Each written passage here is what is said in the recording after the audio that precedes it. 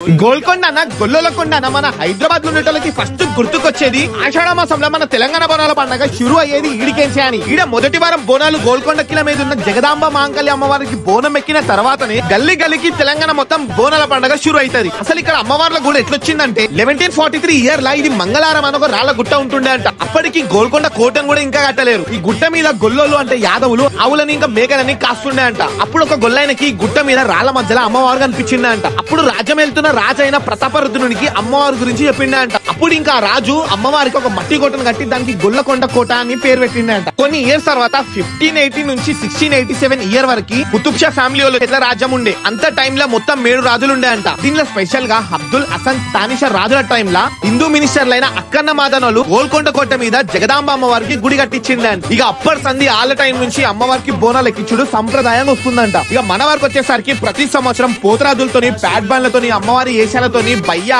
తెలంగాణ మొత్తం ఆషాఢ మాసంలో ధూమ్ ధామ్ యాటలతోని కోళ్లతోని ఫుల్ దావత్లు చేసుకొని పండగనైతే మస్తు ఎంజాయ్ చేస్తాం. మీరు కూడా పక్క ఈసారి గోల్కొండ మహంకాళి జగదాంబ అమ్మవారి గుడికి పోవడం మాత్రం అస్సలు మిస్ కాకూరి.